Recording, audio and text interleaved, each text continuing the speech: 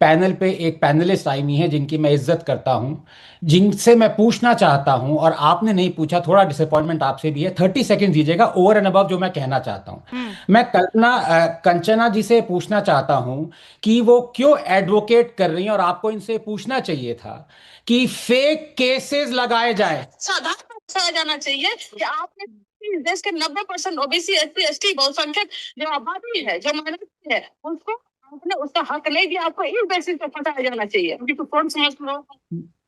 ये कह रही ये कह रही हैं ये कह रही हैं कि सवर्ण लोगों को फंसाया जाना चाहिए, और आप मुझसे आज पूछ रही हैं कि ये मिसयूज नहीं होगा।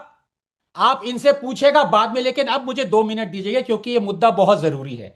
नंबर वन, मुझे एक तरह की एम्बेरसमेंट हो रही है कि इस पैनल पे लोगों को ये पता नहीं है, जो ऑब्वियस चीज है, कि इस देश में डिस्क्रिमिनेशन होती है, इस देश में इनजस्टिस होता है, लेकिन कोई लॉ डिस्क्रिमिनेटरी नहीं होना चाहिए, कोई लॉ अनजस्ट नहीं होना चाहिए। यह भी बताना पड़ रहा है आज के जमाने में।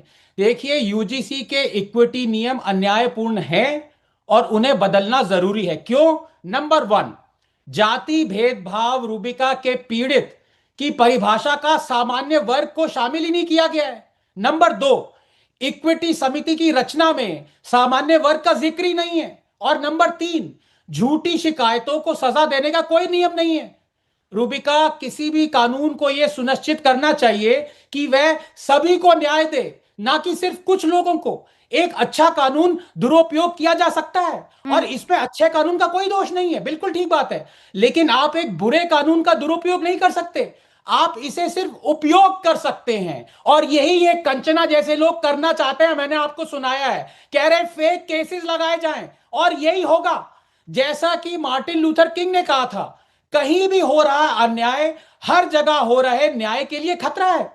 अन्याय को मार्टिन लूथर किंग ने जो कहा था वो हम आज क्यों नहीं सुन रहे हैं? उसको सुधारना जरूरी है, लेकिन इसको दोबारा लागू करने नहीं सुधारा जा सकता अन्याय को। निरपराध लोगों को उन पापों की सजा देना जो उन्होंने खुद नहीं किए, कि ये अन्याय को सुधारना नहीं है रूबिका, बल्कि इसे जारी रखना है, उसके सबसे हिंसक और बदले की भावना वाले रूप में।